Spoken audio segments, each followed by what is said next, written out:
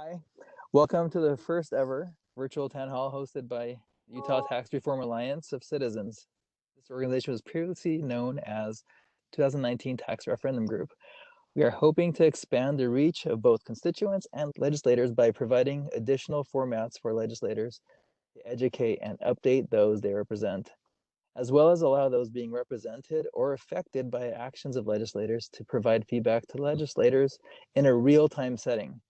So this is something that we're hoping will be effective, and we'll find out soon enough. Senator Jacob Anderegg is our guest today. Senator Anderegg directly represents Senate District 13, which covers the southern part of Salt Lake County, as well as a significant portion of Utah County. His Senate district covers 6 different House districts as well. Senator Anderegg will provide us an update initially, and then following that update, we will have an opportunity to submit questions via the Q&A panel. Please locate that Q&A panel and submit questions there. If the question leads to a discussion, we will unmute you so you can interact with Senator Anderegg in real time. Please remember to be respectful. We know these discussions can get emotional sometimes, and as hosts and moderators, we will do our best to keep this event positive, constructive, and productive. So if you're ready, Senator Anderegg, we're going to go ahead and let you provide initial update and then go from there. Excellent. Well, thank you. Let me just start by saying thank you, welcome, and thank you for coming. And I appreciate George putting this on for us and the name of the new group. And I can't remember what the name of the new group is. Utah TRAC, so Tax Reform Alliance of Citizens. Thanks. Tax Reform Alliance of Citizens. Excellent. Okay. Thanks for putting this on, putting it together. I've always enjoyed getting together with constituents and having discussions, and it's pretty snowy outside here in Lehigh. So it's nice that I'm able to do this virtually so that we're not running around today. But I've got a series of town halls planned, including one that we're trying to get organized at the city library in Harriman for people up in the southern part of Salt Lake County. So just pay attention. We'll send some more out. And George, if you're up for it, maybe we'll do more of these webinars. So I'd say just first things first, we repealed on the second day of the legislative session, we repealed the tax reform bill. And it was needed, obviously. It was one of those things that we heard loud and clear, especially all those that signed the referendum. That's fine. I absolutely honor the will of the people. So if that's what you guys want us to do, we're happy to do it, which is why I voted for the repeal. We are still left with a bit of a conundrum because we have a constitutional mandate to balance our budget, and we have a shrinking tax base within our general fund. And so I know that what most people have heard is that we've just got hundreds of millions of dollars of surplus, and it's not inaccurate. That's true. But in the Utah State Constitution, most of that surplus is all contained in the education fund because, and here's just a quick history lesson if you didn't already know this. If you did, I apologize. I'm not trying to be patronizing to anybody, but when Utah was applying for statehood, there were many U.S. senators who were worried that Mormon doctrine was going to be taught in public education. So as part of one of the conditions, there were 2 main conditions that Utah had to follow. Number 1, we would outlaw polygamy.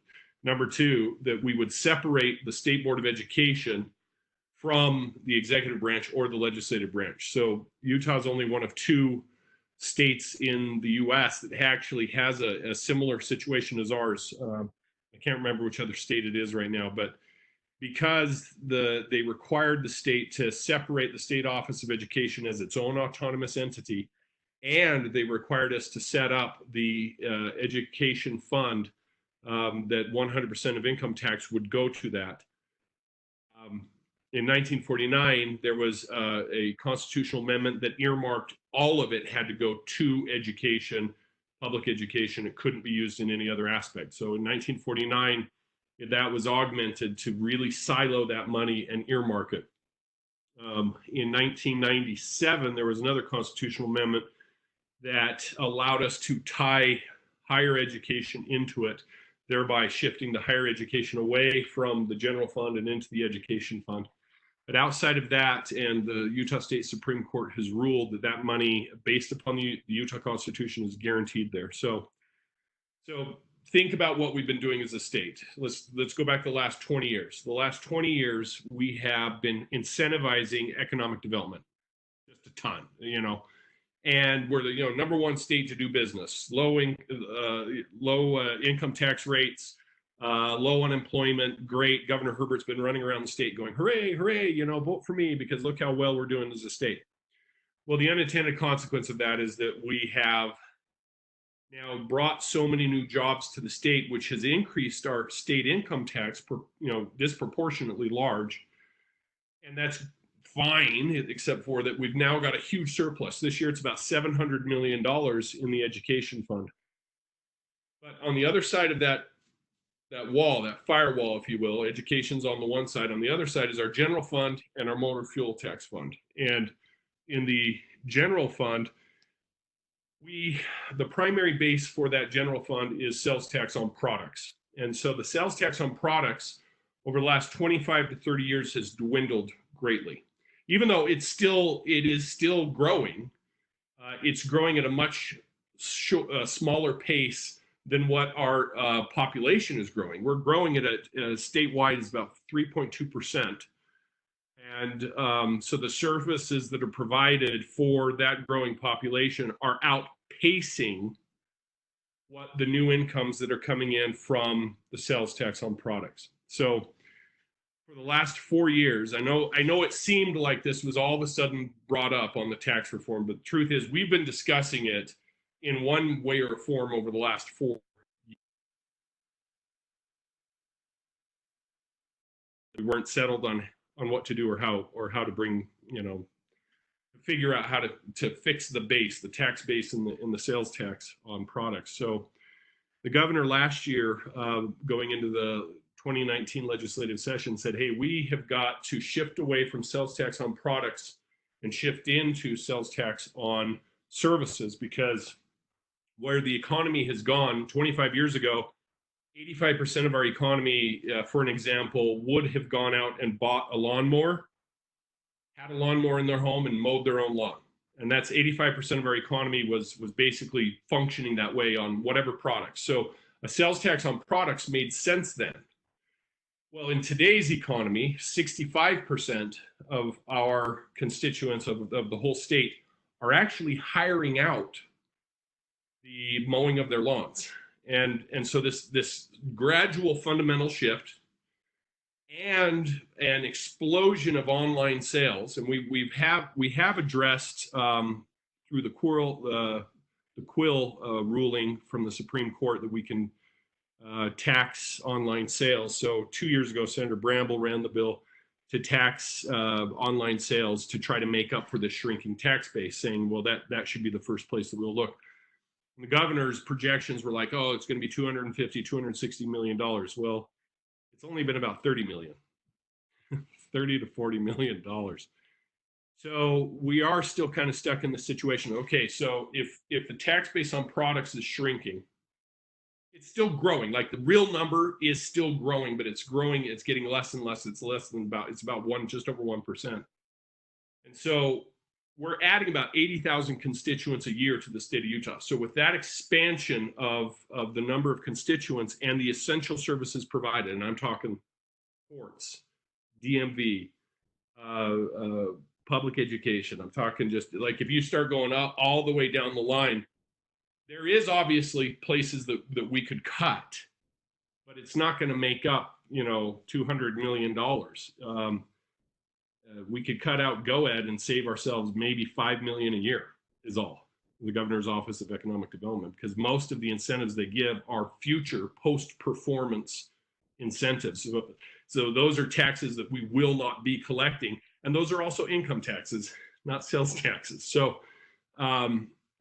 So we've got a problem. And I was against the tax reform bill all the way up until the day before because I had two major hiccups. First off, the sales tax on food is a regressive tax. When the economy is doing great, people can tend to afford it more than they otherwise could.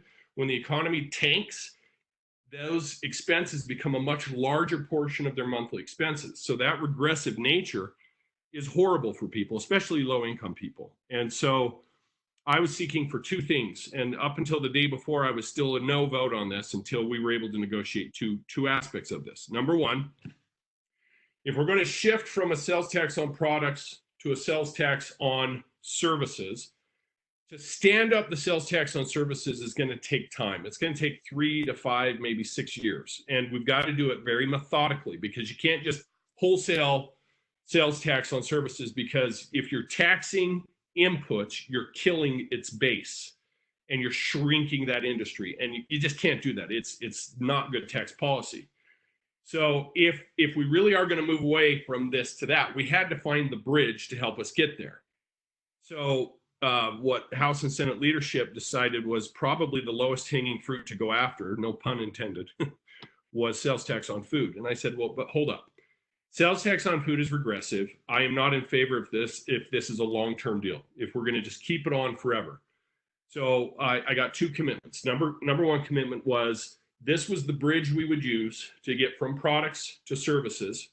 And as we stood up these taxes on services, we would then systematically draw down the tax on food until it was eliminated, which we projected would be 3 to 4 years out, assuming we could figure out how to stand up the taxes on services. So that was my number one thing, is if we didn't have a commitment to make sure that the tax reform task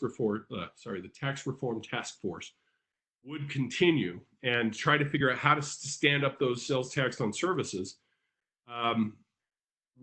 this wouldn't work for me. And so if you go back and you listen to my testimony on the floor for that special session, I stood up and said I was a no vote on this until the day before without that. And the second thing was the prebate that I was wanting to have to strive to hold harmless the individuals that were the low income people, meaning people that were at 100% of poverty level and below, which is about 92,000 and below for per household. So the prebate, the grocery prebate, the earned income child tax credit, the child tax credit, and the exemptions on Social Security, so that we could help those on fixed incomes not be hurt by this.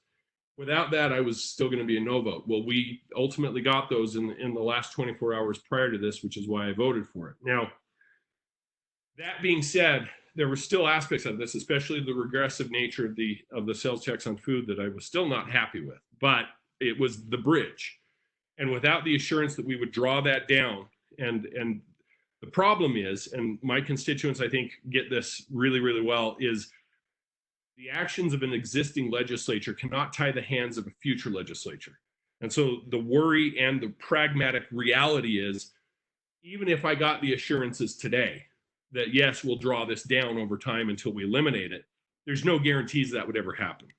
And so that is an absolutely legitimate concern. So bring us to full circle.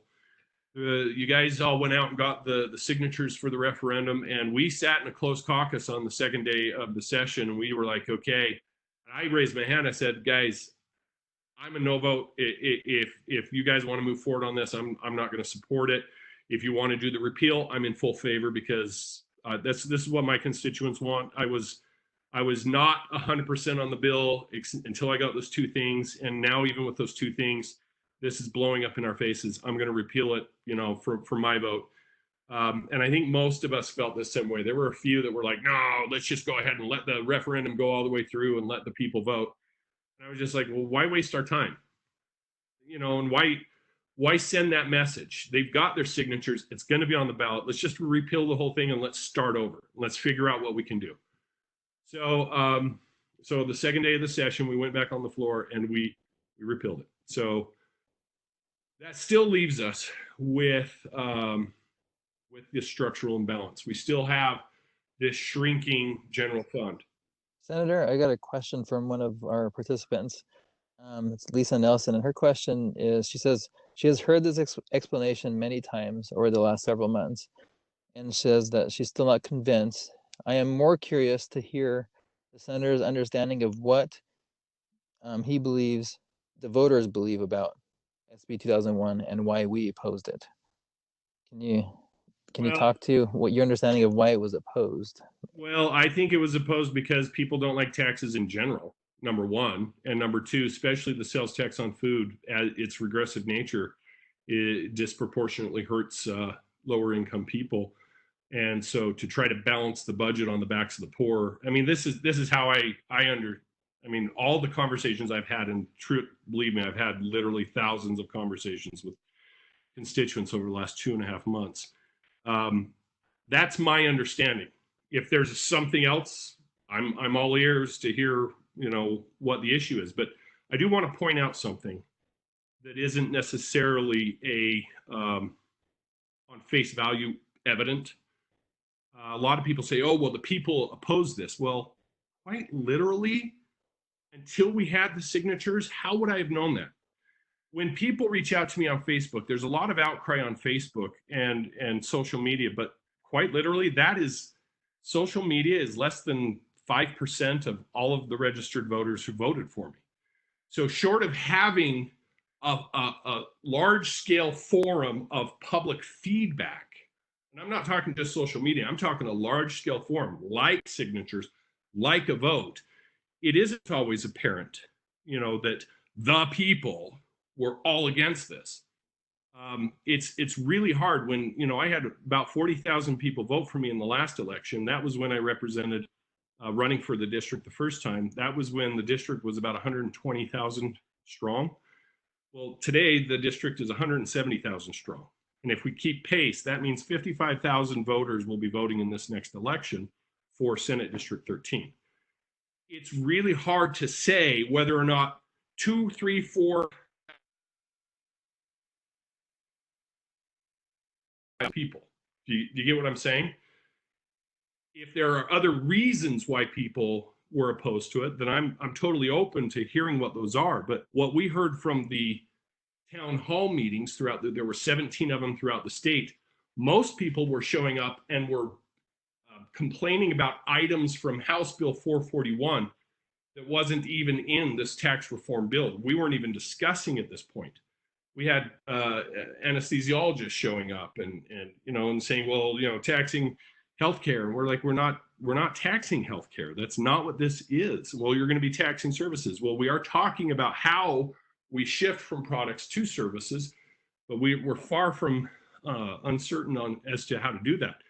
If you're the type of person that is going to say taxation is theft, period, and there's no good taxation, fine. I get that. I totally understand that. I tend to be more of a Milton Friedman type of guy, which says you cut taxes whenever you can, as much as you can, as often as you can.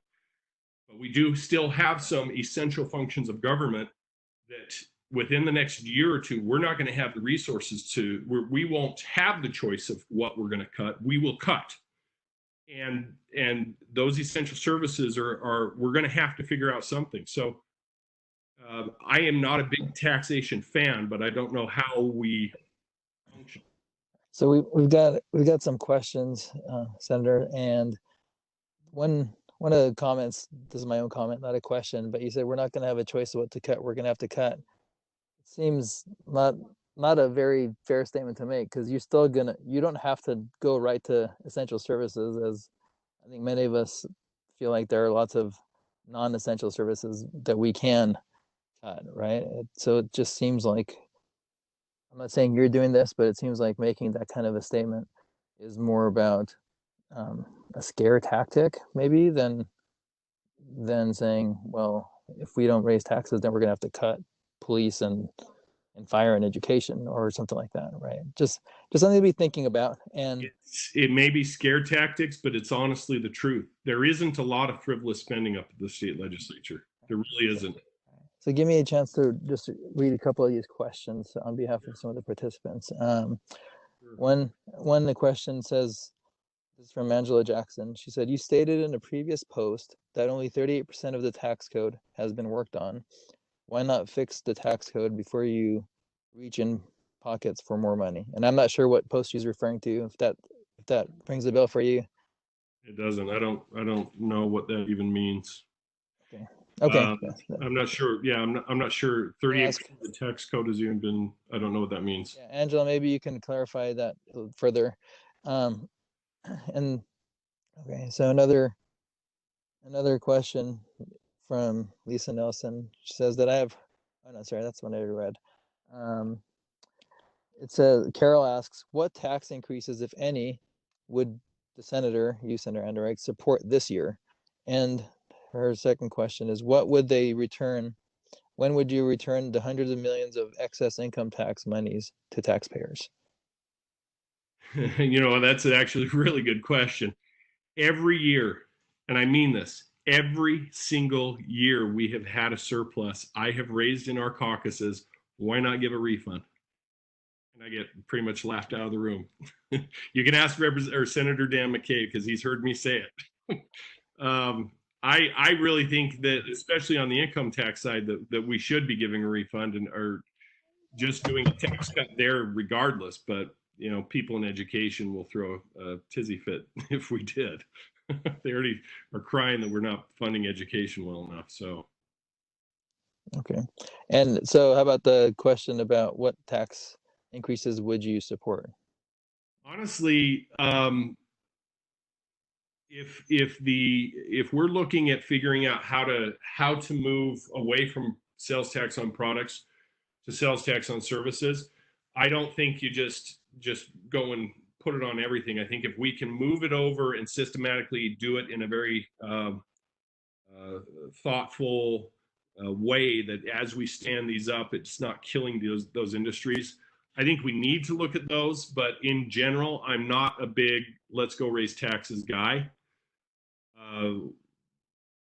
So I don't have a tax that I'm going to point to and say, hey, that's where I would recommend that we do it, because truth is I would prefer that we not be taxing, but I get that we have a problem with our shrinking tax base. So I'm not on the Rev and Tax Committee where a lot of these discussions are happening.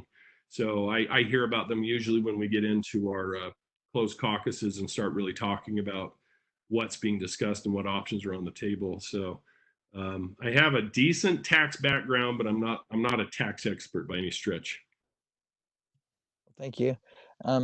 Marcy Campbell, you can clarify this if you want, but what she asked is, she said SB 39, and I'm not sure which one That's SB 39 is. affordable housing. That's this year's version of the affordable housing bill. Okay. And so she's asked, could you be specific about the 20.3 million one-time allocation that would come from the general fund?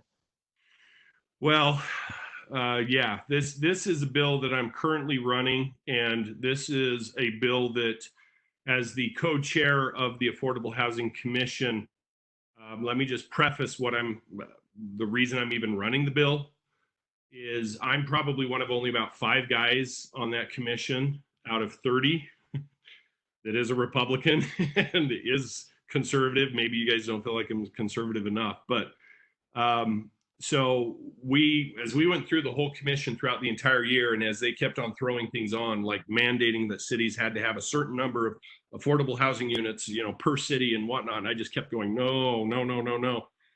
Ultimately, what Senate Bill 39 is it's the cumulative work of what this commission has done, and many things I was able to get cut out, some things I was not. I knew coming into this year, and I'll break down exactly what the expenses are here in just one second, but I knew coming into this year, the funding request that the commission approved, even beyond my objections, was pie in the sky. There's no way that gets funded. There's no way. But I said, if this is the will of the commission, I will run this bill. But you need to know that getting this type of ongoing funding for rental assistance, which is a big redistribution of wealth. I said it is a big redistribution of wealth. I said getting that $10 to $15 million right there is going to be like finding a unicorn. I said it. You can go back and listen to the record because that's exactly what I said. So that I said that back in November. But still, that's the bill of the commission, and I'm the chair, so I'm trying to be faithful to that process.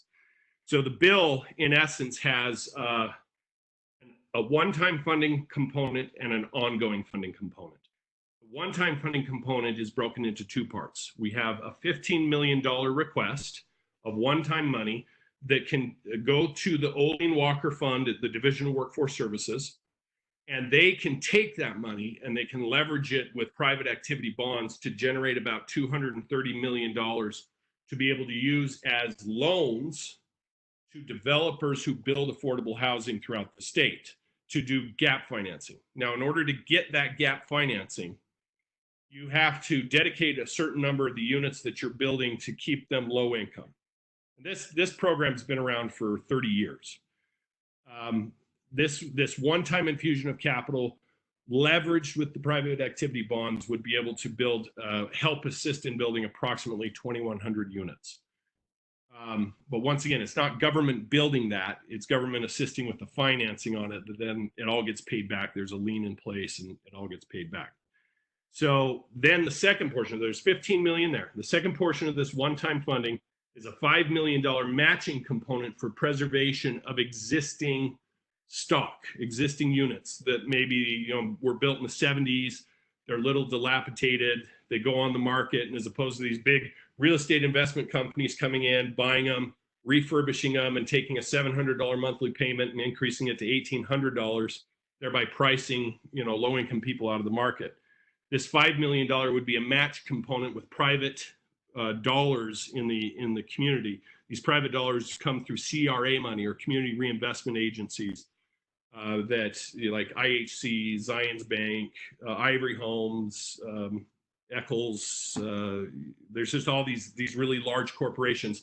They get federal credit for CRA reinvestment. So if they take this money and match it with this $5 million, they can go out and preserve this existing. They'll do the facelift on it, but then they'll keep the rents low.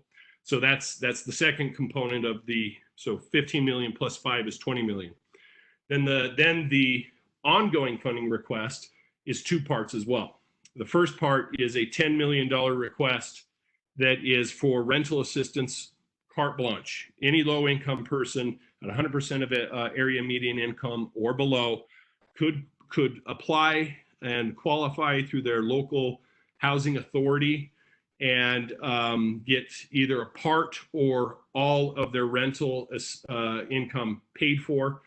The thought behind this, and this is quite literally the money that I think there's no chance we're ever going to fund this, but the thought is if you can help keep those families in their homes so that they don't become homeless or they don't have to, and they can't find rent that they can afford.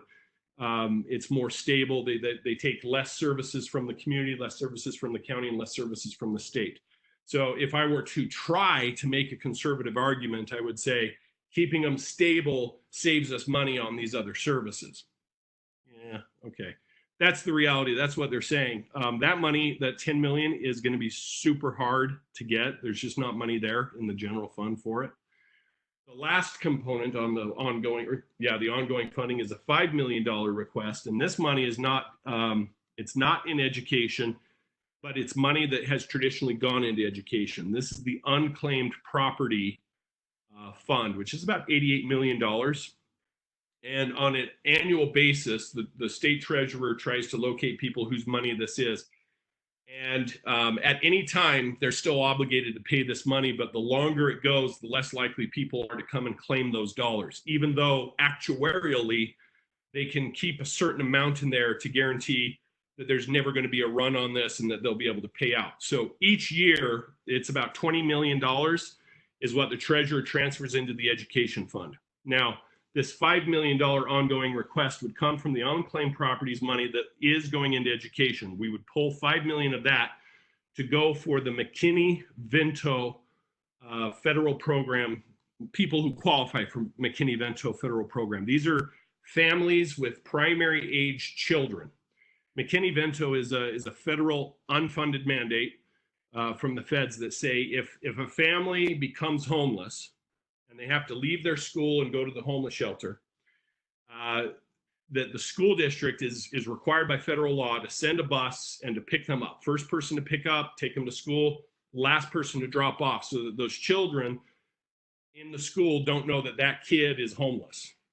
And it's an unfunded mandate. Every single school district is doing that right now. So our thought is, instead of them having to fund this unfunded mandate, let's take 5 million of that, stick it over in from the unclaimed property. Don't put it into education, but still use it for educational purposes, for rental assistance for families with primary aged students, so that we can help them stay in their existing home and not be uprooted and have to go to the homeless shelter. And believe it or not, there's about 9,600 families who qualify for this statewide. So 15 million, 5 million, there's 20. 10 million plus 5 million, there's 15. So we're talking about $35 million. That is what the bill asks for. That is what I am running in good faith from what the commission wanted to do, knowing quite literally there's no way that that gets funded at anywhere of those levels, and the ongoing funding, including the McKinney-Vento, is most likely not going to happen. So the question is, will any of the one-time money happen through this? We don't know. We truly don't know. And if we won't know until we see what the sales tax is from December, around Christmas time, when those numbers, those projections come in around the 20th, 17th to the 20th of February, then we'll know exactly what's in our general fund. Right now, our projections are about 30 million. We're projecting about 30 million in our general fund and 700 million in our education fund that we can't tap. Am I on? Can you hear me? Again. So I'm Marcy. I'm the one that asked the original question. George said to just jump in if that's okay. Sounds So good. thank you so much for clarifying, because for those of us that reading it, the concern is, especially in the tax referendum effort, we're hearing that there's not enough money in the general fund, and then here we see a bill with this, very large amount of numbers asking for money from the general fund. And so clarification on that is so helpful for us, and I just really appreciate that. Just a follow-up question in terms of the initial amount. It appears that it's essentially a loan that goes through these other programs. Is that correct? So I'm guessing that those other programs— It's a loan that is administered. That's administered through the housing, right? Yes. Is there a way for us to see, TWS. right? So is there a way for us to see, like, loans that have been given in the past? Are they paid back? Is there not monies there for them to continue to loan out? And why is it necessary for such a large amount in right now? Does that make sense? That is a great question. Okay. So let's be very, very clear here. And I know that, like, Representative Coleman questions these numbers I'm about to throw out. Okay. But these are the numbers that we have. You've been given. Okay. So I don't disagree with Representative Coleman. I don't think it's as large as these numbers are portraying, but I still think there is a problem. There is certainly a gap. I just don't know if it's quite as large. So if you look at area by area, we calculate kind of poverty based upon what is known as area median income. So if the median income in your area, if you're at 100%, you're kind of the average citizen. 100% of area median income means you're right in the middle. Okay. If you drop down to 80% of area median income, you are usually, those are the people that are at the fair market rates for rentals. Okay. 80% area median income. These are the ones that are spending about $1,600 a month for a 2-bedroom apartment. Once you start dropping down to 50% area median income, 40%, 30% of area median income, these people down at 30% of area median income are the people who are literally one life event away from being homeless. These are people that are usually don't have anything past a high school education. These are people who, if the transmission goes out and Which is a lot of the people I know. A lot of the people that live here live that way, right? Yeah. Most of the people, when you get a loan, are looking at lending you at about 31% of your monthly income going to your house. Mm-hmm. The people at 30% of area median income, it's about 50 to 55% of their monthly income is going to their rent. On top of that, the average person spends about 20 to 25% on transportation. The people at 30% of area median income usually are about 25%. So if you're 50% on your housing and 25% on your transportation, then that means you've got 25% to go for all foods, medications, clothes, you name it. So if there's a car repair, so here are the numbers now.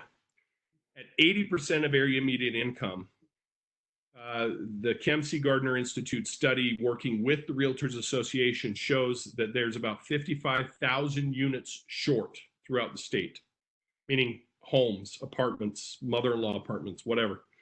If you drop down to 50% of area median income, that number drops to about 45,000 units. When you drop to 30% of area median income, that drops to about 39,000 units. So if those numbers are correct, the housing gap that you hear from the Salt Lake Chamber of Commerce and whatnot is in essence a $3.5 billion issue. And I'm just telling you right now, there's no way government is going to even touch that. Right. So my question is, it's just not are there feasible. not We other don't have ways money to do it. to incentivize development in these areas that you're worried about that don't require government loans? I mean, there's good developmental loans out there right now. Interest rates are low. The statistics show over the last 20 years, people. Did I lose you? You know, your line is breaking up. I can't hear you. I can hear you, so you just keep going. I just want to know if there's choppy. other way of statistics. So ask your question one more time. I didn't hear it. Can you hear me now? No? Yes, I can. Okay. Yeah, I can. Is there other ways that can be incentivize developers to go into these areas that don't require such a large amount of a government loan, where the government right now is so concerned about that general fund? Have other avenues been looked at? Yes. In the real estate and development area. So I know that money's pretty inexpensive right now in terms of interest rate, et cetera. So it just seems, isn't there an easier or a better or a more efficient way to have this? You're right. And I'm in real estate as well, or I have been. Let me walk you through this. I think it will make sense. Okay. To pencil out a project, if you're going to take out a commercial loan, typically they're not going to lend you unless you're like a really strong borrower. Okay, if you're a really strong borrower, a big developer, they're not going to go above a 70% loan to value. So you're coming into this out of pocket 30%. Right. So let's just use numbers. Let's say you got a $20 million project. If I'm at a 70% loan to value, roughly 14 million. Is my math correct? 20 million times 2 times 3. So yeah, 6 million. So if I'm at $14 million, when you pencil out what you have to charge for to cover your maintenance and operations and your financing costs, you have to charge for, let's say, a typical 2-bedroom apartment. You're going to have to charge in Salt Lake City. I'm just going to say, so this is area by area specific, but in Salt Lake City, you're going to have to charge about $1,500 for your rents for all of the units to make the payment. And that's at a 70% loan to value. And what that says though, is if you're at that level, you're at about 80 to 85% of area median income can afford to rent that. Mm-hmm.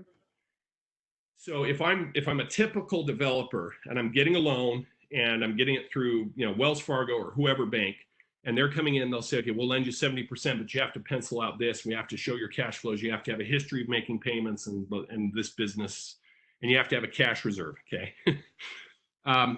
Once we start saying, okay, where's the target? Let's target 40% of area median income. That means rents of greater than $725 a month. Price these people out. Okay. Well, then in order to figure out a loan to value for a developer to make that work, you have to actually get to about 48% loan to value. And so that's the gap. If we're talking about a developer saying, hey, I've got $20 million, where should I place it? Or I can borrow up to, with my 30% and their 70%, I can do a $20 million project. Where should I place it? to get the incentive to make just the numbers work. And keep in mind, if you're going to do affordable housing projects through the Utah Housing Corporation, which is the entity that oversees all of these projects to make sure that it pencils out, Utah Housing Corporation limits what a developer can make profit. So there's not very many developers. There's a couple, there's Cowboy Partners, there's Rocky Mountain CRC, there's a couple of other like private investors. Jeff Birmingham, this is how he's made his money with Peak Capital. Jeff Birmingham would go in and buy these units, and they would always buy Class B units. If they bought Class A when the market tanked, people would move out. When they bought Class C when the market went up, people would move out. So Class B units, either way, people were moving in from up or down, and that's how he's made his money. So to really make those numbers work, you have to find that sweet spot of how much financing carry can you do to afford to keep the rents at an affordable range and still make it pencil and make money, to make a profit. And you're limited on what profit you can make through Utah Housing Corporation. So, so a typical $20 million project works just like this. You get federal low-income tax credits. You get state low-income tax credits. So if you're into it 20 to 30% of your own money, then you're getting those low-income tax credits, which make up another 20% or so. So right there, you're at about 50% of LTV. Then you're going to get about $1 million. You can get up to $1 million through the Olean Walker Fund. You can get some local participation from CRA, like 300,000, 400,000, 500,000 from the local municipalities. So on a $20 million project at, let's say, a 40% AMI, let's say you've got 50 units in there. Those numbers don't work, but 50 units just for sake. You can afford to keep about 30% of those units affordable, all the rest of the units at fair market rates, and still make it pencil out so that you keep affordable housing. So that's a typical project. And cities and states don't actually build anything. We don't, but we do provide the gap financing through these mechanisms for a developer to say, I'm willing to spend my money here so I can still make at least this minimum margin on it and provide this to the basically to the community. Do you feel confident that those loans are being repaid and that there is money there? So when this money is going out, are you confident in, is it a 30-year loan? What kind of a loan is it that it will be? They're usually a 20 coming back. It all comes back. And so there's deed restrictions put in place on the affordable housing units so that you can't ever raise your rents higher than what was agreed on for the initial financing. That's all happens from the federal low-income tax credits.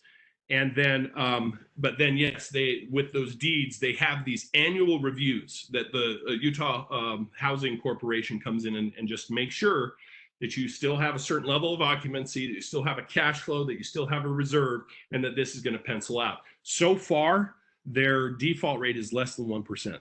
So it's. Was there ever a time that situation where they're not asking for more money, for more loans? Like, does it ever break even in government, I guess?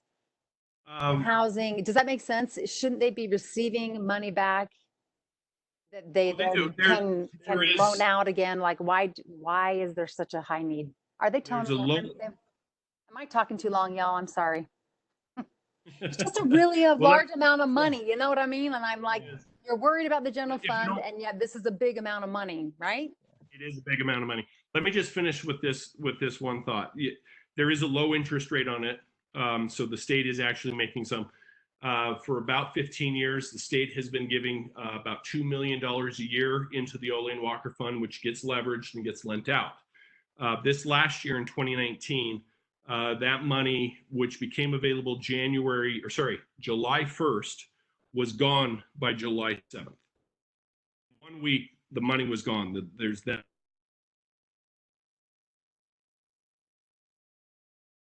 The demand versus the supply back in 2008, before the recession, the gap was about 3,000 to 4,000, according to Kempsey Gardner. Kempsey Gardner didn't exist, but this was the Realtors Association of the Salt Lake Chamber who were running the statistics on this.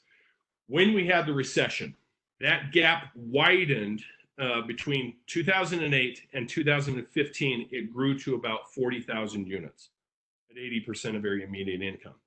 From 2015 to 2018, that grew to about 55,000 units. Last year was the first year since the recession where the gap actually shrunk from natural market conditions, shrunk by about 200 units. So I think the recession absolutely played a part in because our growth rate was phenomenal. Our economy, even in the recession, weathered it better than most places in America. And then on top of that, because the growth rate was so strong, the costs of construction kept on at about a 7% clip. Our cost of income and wages only followed about the cost of living, which is about 2.5%.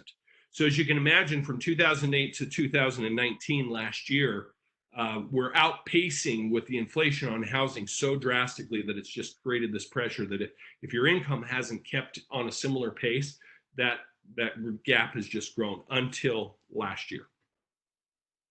It's a supply and demand aspect. Yeah, and just a worry, just a general worry that we have as tax reform, that the general fund was the thing that was talked about so much that was in need. And so for something like that, it just seems it's hard for us. Okay. It's hard. Yeah. Thanks. That's a great line of questioning. Great discussion. Appreciate that. I want to move on to a couple other questions. Kyle Green had a point and a question, and he says, as a small business owner, I feel penalized for playing by the rules, from unemployment tax, income tax, fuel tax, fees, licenses, workers' comp, and now proposed sales taxes. It is hard to compete with those running cash under the table. Yeah. And so construction industry all the time too. Yeah, there's a question. I don't know what you would say about this, but he's asking, what is the state doing to help local small businesses compete against the cash on the table entities? And well, the problem that we have is that there's often overtaxation and overregulation, especially with small businesses.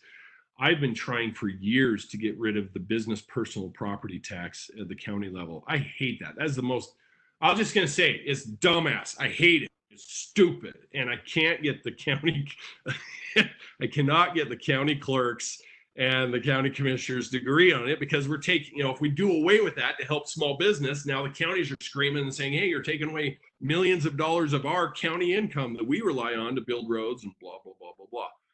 But I hate it. I don't know that there's anything specific I could say to address the under the table cash. I mean, so much of that is actually governed and monitored through the IRS, which you and I both know is ludicrous. On the state level, in order for us to be able to regulate that more, we would require more regulation and more laws, which might also have a hindering component to it as much as it is a helping component. But I don't have a magic wand to figure out how to fix that. But I am certainly open. If you've got some ideas that we should be looking at, I would love to hear them. I really would. Kyle, that's a challenge to you. So if you've got ideas, go ahead and share them with Senator Anderegg. SB 92, is that one you're familiar with?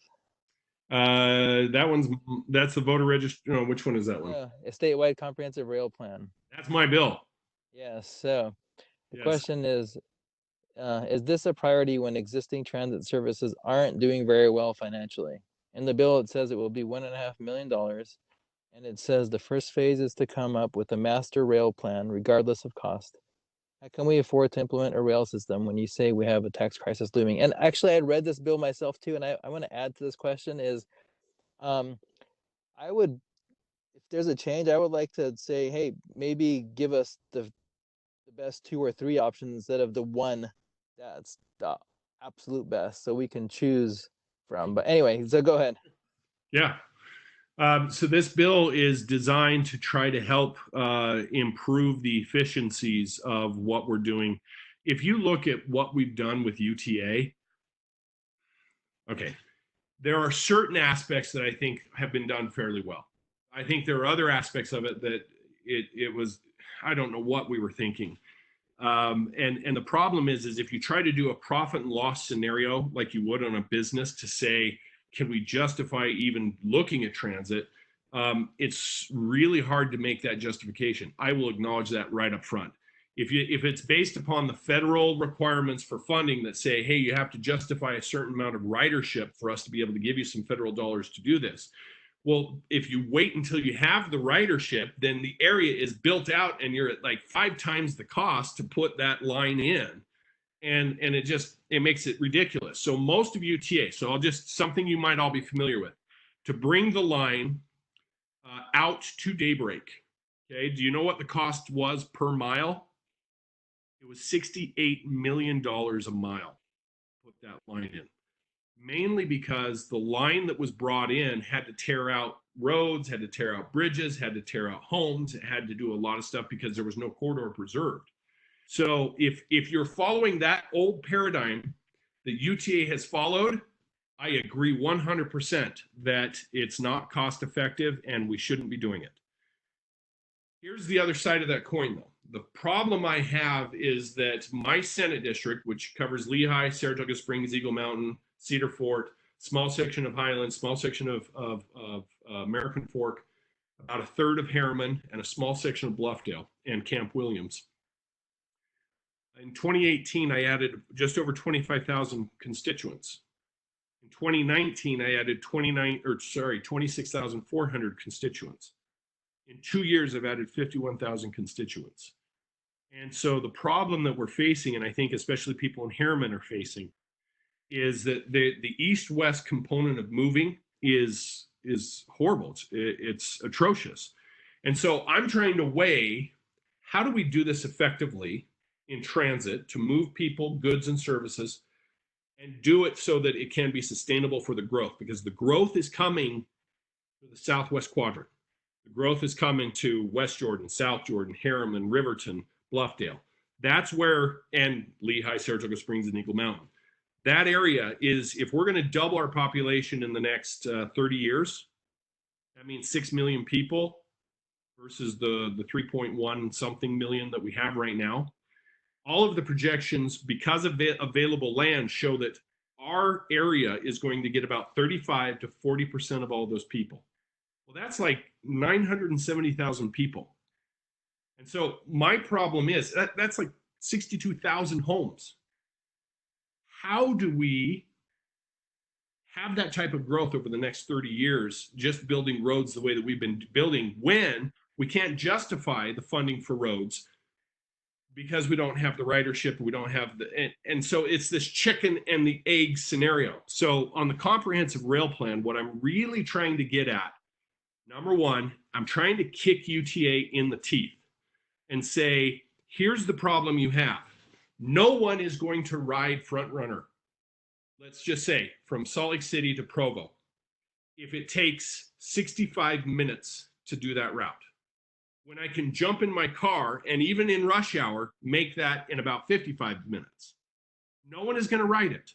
So how do we justify the capital outlay? It's because you've got the rolling stock, which is the train itself, and the infrastructure that don't allow those trains to go over 75 to 80 miles an hour. You need an express line that goes from Salt Lake City to Provo, and that needs to happen in under 30 minutes. And until you can have the consistency and the redundancy of those type of travel times, the ridership will never justify it. So I have this chicken and the egg scenario. Is the existing infrastructure of UTA is unworkable. I have a growth factor that says we're going to have to build roads. And you know what's funny is if you want to look at the subsidization of the actual ridership for transit and compare that to the subsidization that we're doing for roads, roads is higher. Most people don't believe you get a higher utilization from roads, but the upkeep and maintenance of roads outpaces transit 20 to 1. And it's just because we live in the area. So the problem we have is I've got this growth in the area, and we don't have enough money to be able to build all these roads to house, to be able to move 900,000 additional people. I have to figure out a better way to do this. The problem is is you cannot say this is how you fix it until you actually have a proven case study and a game plan to figure out how to fix it. If we're really serious about saying, how do we move people, how do we move goods and services and get people first and last mile to their jobs, to their schools, to their churches, and back home in an efficient way, if we're using the old paradigm, those blinders that UTA has, this will never work. And yet I've got this growth factor. And so I'm trying to balance, what do we do to fix this infrastructure, to plan for the next 30 to 50 years for this growth, knowing that we're not going to have enough money in it. Hey, look, the tax reform bill had 10 cents per gallon for roads that we just repealed. And so here's the problem also, going back to the tax reform bill, we have a shrinking motor fuel tax because we have higher efficiency cars. We've got alternative fuel vehicle cars. We don't have a taxing component that does vehicle miles traveled, which really charges for the impact on the roads. And until we have the technology to be able to bring that about, it's still, the gas tax is the best vehicle to figure out how to make that happen. So, long story short, without the plan, without the rail plan, we'll never improve it the way it needs to be improved, and we will be stuck. If you think with this growth factor that we're in bad shape now, imagine where we will be in 10, 15, 20 years. And that's the reason for the plan, is to figure out how to get from here to there and make it as cost effective as possible. And I actually want to bring in expertise that are not at UTA. I want to bring in guys from Deutsche Bahn and SBB and Savage Engineering that do this all around the world, and they'll come in. And these guys were telling me, you spent $68 million a mile? Are you freaking kidding me? Front runner should have been about 20 million a mile. Wasn't. Wow. That's good information, Senator. And I think that it's important information to have available to constituents, to voters, so that we understand that the cost, right, the subsidization of roads compared to subsidization of mass transit or public transit, that's an interesting comparison, and I'd love to see some more data behind that. And sure. And so I don't know if there's a good way for you to make that available, or maybe follow up and provide some links to us, and we can share that. UDOT's website is fantastic for all of those costs. It's amazing. In fact, Highway 40 that goes out to Vernal, we're bringing in about 400 to 500 semi trucks a day with crude oil so that we can have gasoline just for our local consumption. Those we're spending about $150 million a year just in maintenance on that road because of all those semi trucks. That's just one example, but I mean, there's example after example. UDOT's website is a fantastic place, and I can sit down with Carlos Braceros, who's the director of UDOT, and say, help me see exactly, and I'll point you guys to 3 or 4 places you can go and see all of these numbers. I will state that for the last 8 years, I've been on the Infrastructure and General Government Appropriations Subcommittee, which funds UDOT.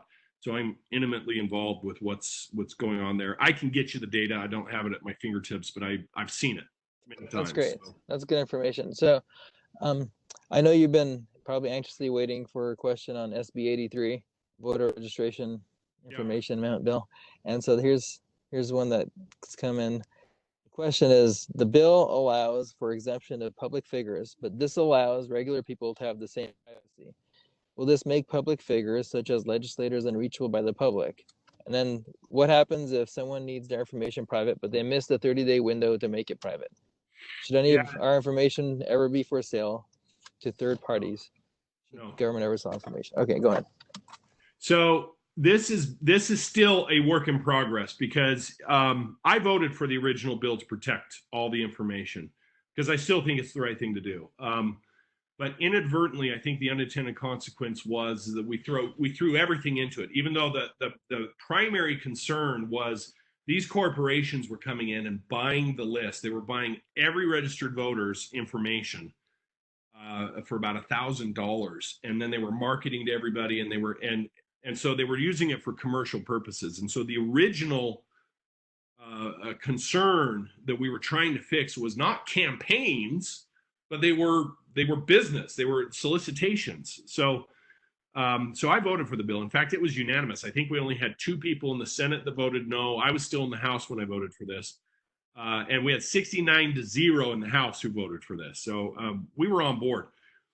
Here's the problem: is since this has gone into full effect, we've had about 48,000 registered voters completely just fall off the map, which is not a bad thing. I'm not suggesting that's a bad thing, but what it does is it makes it so that our outreach for campaigning, for even constituent outreach to people who are likely voters, 15% of them, I don't know who they are anymore. I do because I have my lists, but any move-ins, and you got to know that about 3 to 5% every single year, those lists become obsolete because of the amount of people moving and whatnot. So every election cycle, like right now, I'm running for a re-election.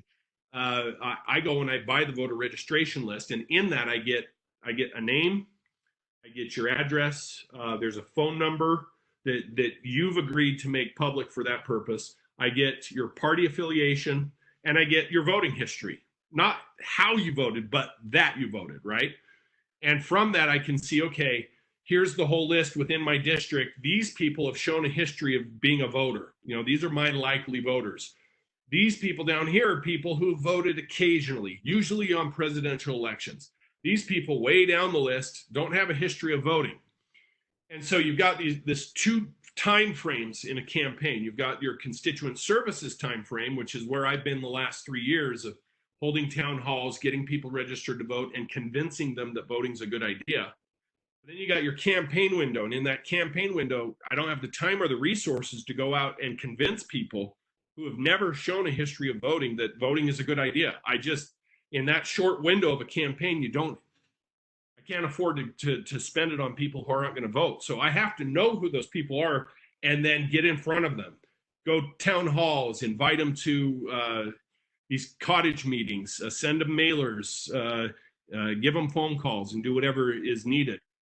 And of that list, 14% of them are just gone. So the original concern, quite literally, was that businesses were buying these and there were not protections for people who are in threat of domestic violence. And that makes perfect sense to me. If you've got a spouse, a former ex-spouse, whatever, who's hell-bent on doing harm, and they can buy the list and find out where you're living, that's a problem. So what our bill is trying to do is we're trying to balance, okay, how do we function to let the constituents know what's going on, the constituent outreach, and still keep it private so that these entities cannot run amok. And we're working on, and plus now we have 14% of people who have already opted out. What do? Do we say, oh, just kidding, now we're going to take it all back? I just want it to be very, very clear. The goal is to keep the highest level of protections possible. The fines for people illegally disclosing this, I'm talking people who get the list. Let's say it was me under my bill. I'm the campaign. I'm the one running for office, and I distribute this out there. It's a Class A misdemeanor with up to a year in jail and a 40. It's not small change. Not only that, but if I'm guilty of Class A misdemeanor, then I become ineligible for office. So it's not a small thing, but we're still trying to figure out how to balance this. Is if we're going to keep this information private, especially from all the businesses and people who would market to you, how do we still have a functionable political system so that we can do our constituent outreaches and our get out the vote efforts and try to help people be informed with what we're doing up there? And if we don't know who the people are, and I'll just say it, my concern is that we will, if this continues, I can imagine in the next 2 to 3 or 4 years that 50% or more of the registered voters will say, given the option, sure, protect my information. Click this button, protect my information. I would do it. I would do it just like anyone else would do it. It makes perfect sense. But then what will happen is people who could effectively run for office would be people who had high name recognition and a boatload of money. Because mass media, television ads, radio ads, billboards, blanket to everybody mailers. And I'm just going to point this out. Do you know how much it cost me when I ran in 2015 for 2016 to send one mailer out to all of my likely voters in this district? It cost me $14,000 to send one mailer. So, and those are likely voters. If I'm having to send them out to all 55,000 voters, you can imagine what this is going to be like. We will inadvertently, in the good intention of making sure everybody's information is protected, you would make it so that people who had high name recognition, like a Mitt Romney or a John Huntsman with a boatload of money, would be the only ones that could effectively do it. So that's that. We're trying to strike that balance. How do we set up the protections but still have our political systems function so that the constituents and the likely voters have informed information before they vote?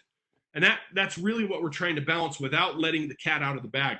I am not for opening up the voter information carte blanche. I stand by my original vote, but I'm also really concerned that what we did unintentionally cut campaigns out. But campaigns weren't the issue. It was these businesses. It was this one group who bought the information and threw it up on the internet and basically showed, the personal information of President Thomas S. Monson for the LDS Church. And that was available for anybody to look up. Well, obviously, that was a concern. And then the domestic violence and everything that goes through that. So what we're trying to do is we're trying to say is who has a high-profile situation that probably someone showing up to their front door with a gun isn't going to happen to average Joe, who isn't a public official or a prominent member of the LDS Church or a police officer or someone in the special services in the military or someone in fear of domestic violence.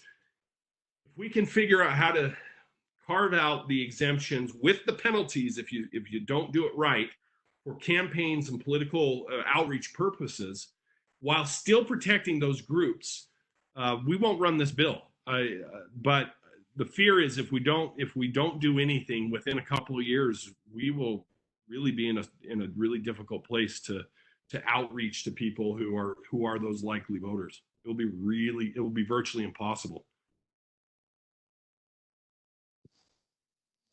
Oh, that's a really, really good explanation. I appreciate that background as well. So let's see, we have about 20 minutes left of our scheduled time. Emily, how are you doing?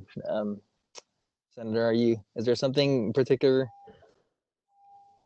I would say more than anything, I just want people to know that I really do try to reach out to my constituents to be informed as best as I possibly can.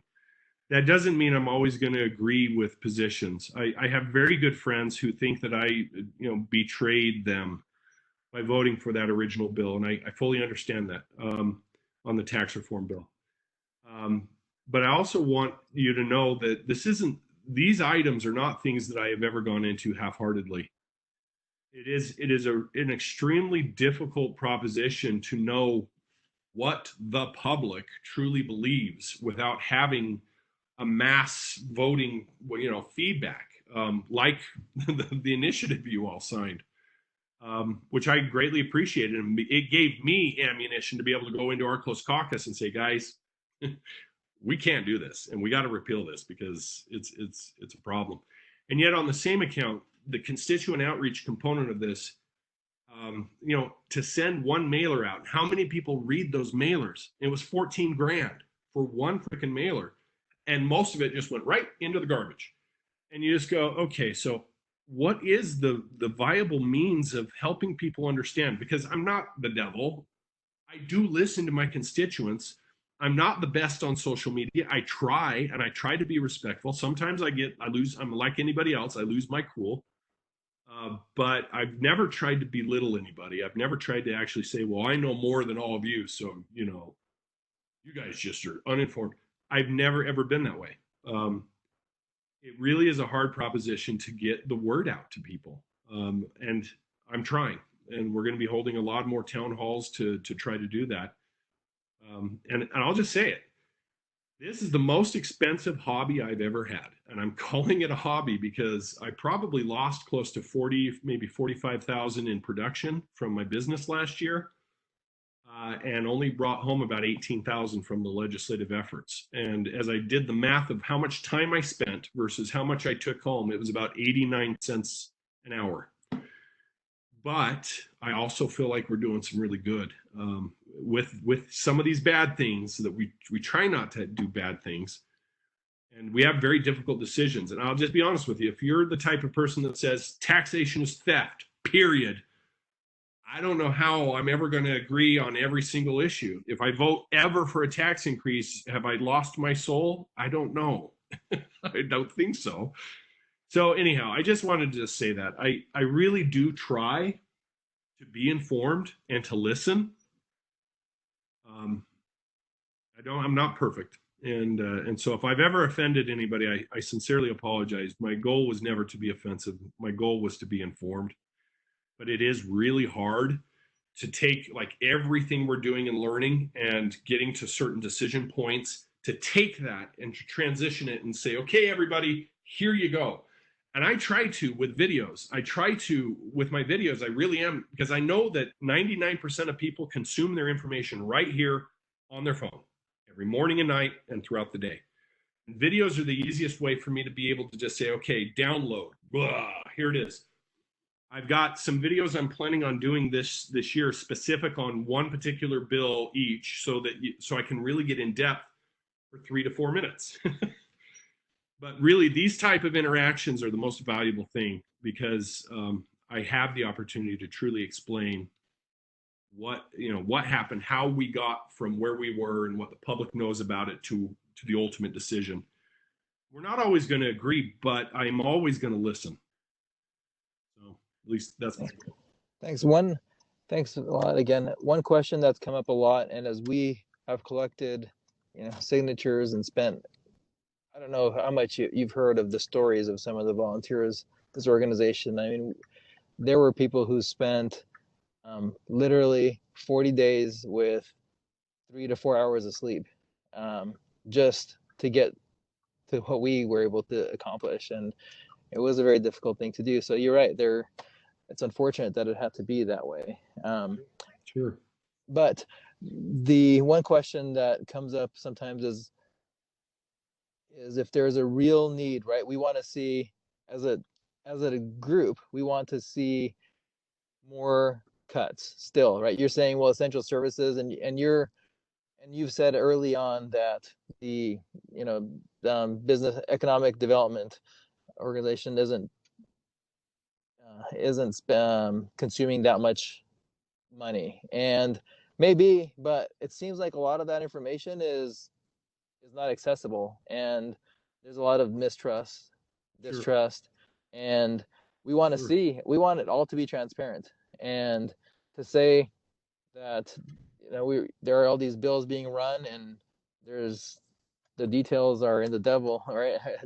The devil's in the details, I mean, and so we don't get to see all that information. So what that needs to be addressed and fixed. And one thing that comes up is, well, if there's a real need after all that, right? We've added transparency, we've educated, we've done all these things, and if there's a real need, maybe the right answer is to go ahead and raise sales tax, the base sales tax that's covering everything but food, to raise revenue. Is that something that you must have considered it, and you guys must have decided not to do that? And can you explain? Well, so the problem is compounding, let's say, on sales tax on products, where it's already kind of a shrinking base to a large extent. That would have been problematic, because we would have seen a temporary bump without a long-term solution. The sales tax on services is where most of the both in-state and out-of-state tax experts who follow and advise on tax policy throughout the nation say that's where most states across the nation are headed, because that's where the dynamic shift of our economy has headed. And I know that Representative Tim Quinn wanted to do exactly that. Let's do a really low rate across the board. saying yes, and that's not a bad idea. You broaden the base and lower the rate. But the problem is like on products, if you tax inputs to production, you kill the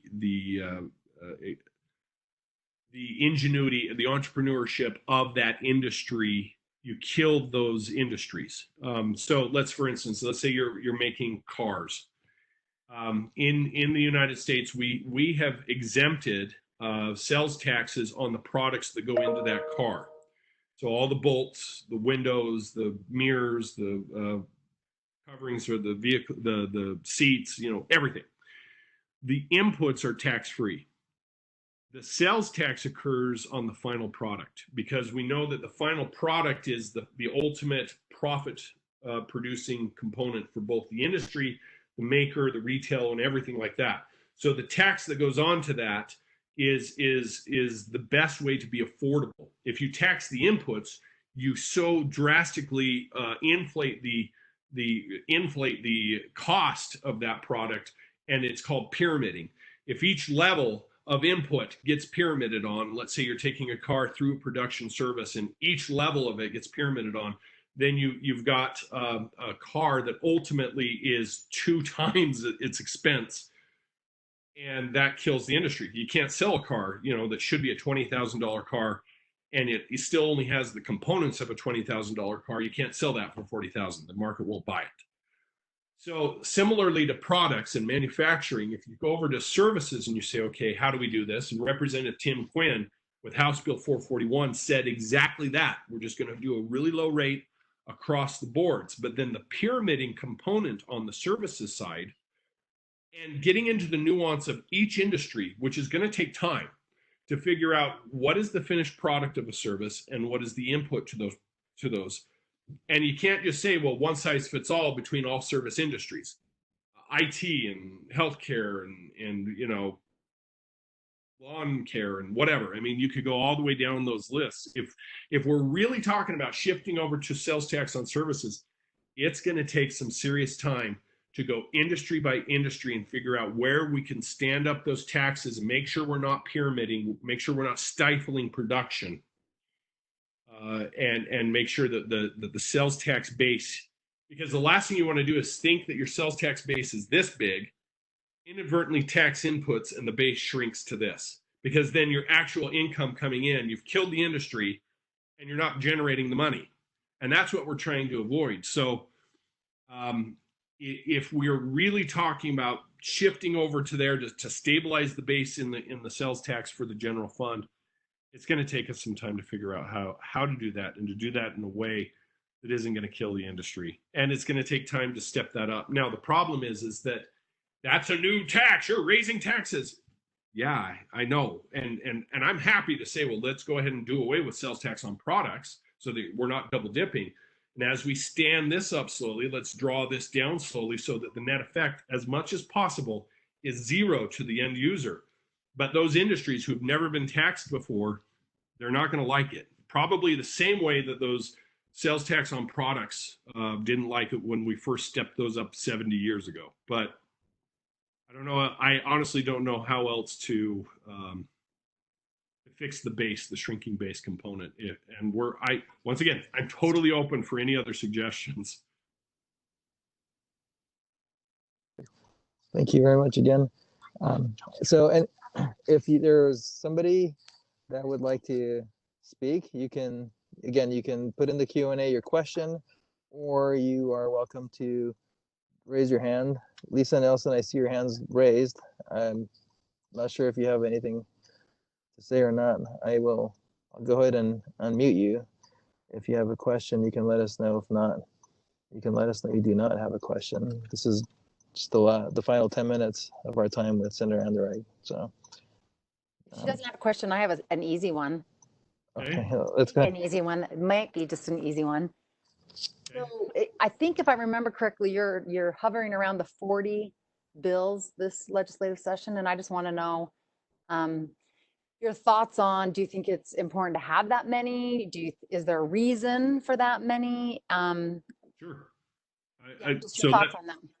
So it's for me, it's not about the number of bills, but getting the policy right. On the very first day of opening bills, I actually refiled 11 bills from the previous year because these are bills that I've been working on for multiple years. And um, so I'm not running.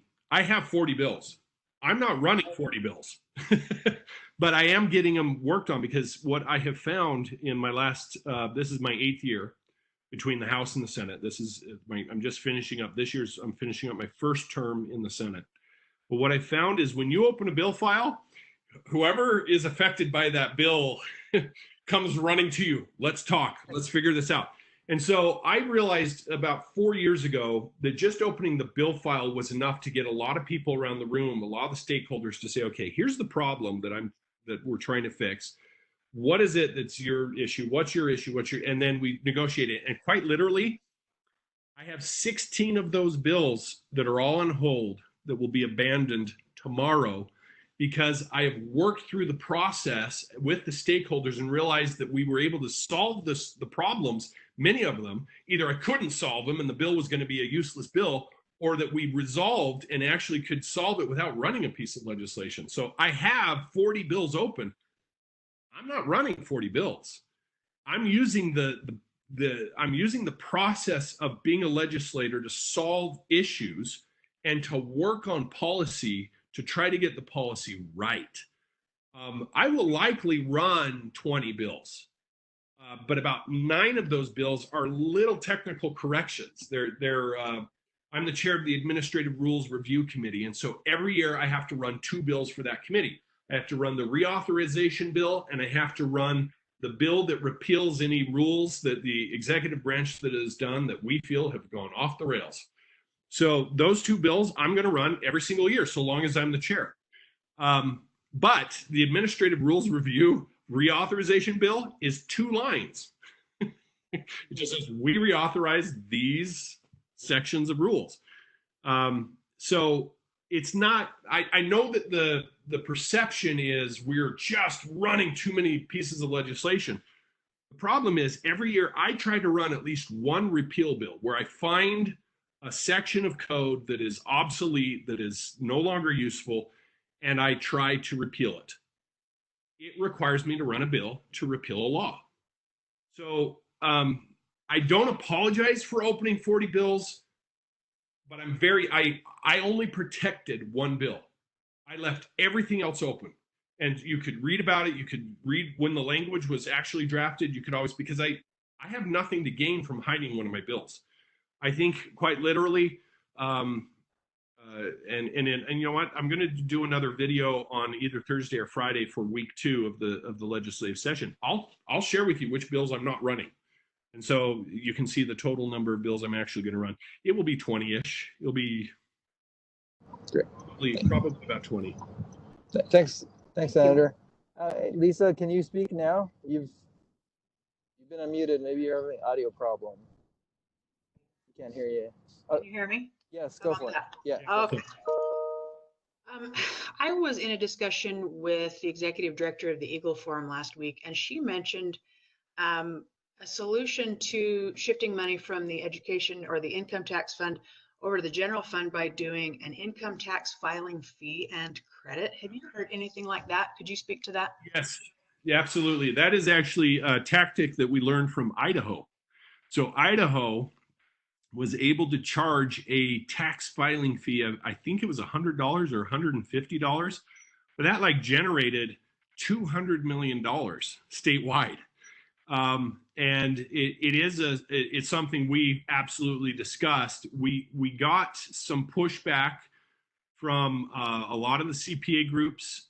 We got pushback from low-income groups who are already stressed with their low-income people not even being able to afford some essential, expenses, much less their $100 filing fee every year.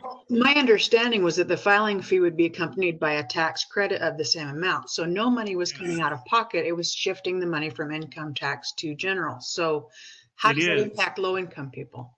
It affects them in the short term, and it will affect them. So if you file your taxes, let's say in March, then everything gets processed. You won't see that money back until, whenever your refund comes in, May, June. It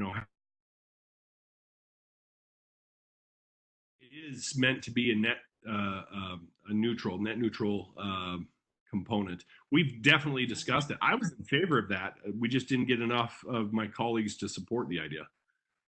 So really, we just need to talk to more colleagues and try to bring people around. Yeah. It seems like a much more elegant solution to me. It doesn't create a new tax, and yet it, gets that money where it needs to be. We have a saying up here in the legislature that tax is a tax is a tax, and guess what? A fee is a tax too. It's just a selective tax. That's interesting, Lisa. Thanks for bringing that up. And it seems like there would be a lot of public pushback on that type of a thing because people will see that it's just another shell game versus you have to be transparent about what you're doing. And of course, I understand. And, we'd have to really investigate that. But it was attractive to me in that you're not having to broaden the tax base. You're not going to have to tax services. You could just move part of, the money that I pay in income tax every year goes into the general fund, but it doesn't change my out of pocket. So clearly I don't understand all the nuances of that. And that's why I asked the question. Well, and there may be more to it that I'm not understanding as well, but I was in favor of it. And I think that there were about 5 of us out of the 23 members of the Senate caucus who thought that that was a good idea. So it just needs to be investigated more, maybe. It probably just needs to be discussed a little bit more. I know Idaho did it, and they've had tremendous success with it. Thank you. Thank you. Well, we're at 7:56. It's late. We appreciate your time, Senator Anderegg. I think this has been really great. We're going to hopefully get the recording and post it and allow people to come back through and watch this, and allow you as well to take this and share it with whatever resources you have to reach out to your constituents. So if you'll give me a link to this, I'd love to blast it all over social media because, I don't often get the opportunity to just sit and have an hour and a half dialogue with constituents, especially informed constituents. And I love all the constituents, but there are many times I'm talking to someone and they'll be like, well, I didn't even know, I don't even know who my city council member is. I get it. But guys, if you're informed and you're engaged, you're the best type of people for me to be talking with because you guys are influence makers in your neighborhoods, in your churches, your wards, whatever. I don't know about you, but every election, I literally get probably 200 or 300 people who call me or text me saying, tell me about constitutional B, number 2, whatever. Tell me what this is. And I swear I probably sway 200 or 300 votes just from people who live around me. And I believe strongly that's who you guys are. And that's why I love the caucus convention system because the people of the caucus convention system have spheres of influence. Yeah, in a state convention, it's 175 people that I've got to convince to win the nomination. But those 175 people in a primary are going to influence another 2,000 or 3,000 people without blinking. And then they're going to influence the other people as well. And it's the informed people that make sure that our republic functions the way that it's supposed to function. But I will say this. It is really hard, even with technology, which I love this, it is really hard to get in front of people to help them understand what we're doing. Thank you very much. Appreciate it, everybody. Look forward to this post we'll put it on the Facebook group and the Facebook page. And there's another one coming up this Saturday with Representative candidate Rucci. I hope I pronounced her name right. And we have others coming up next week. So thank you very much again. We're going to go ahead and end. Thanks, everyone. Thanks. Appreciate bye-bye. you. Yeah. Bye-bye.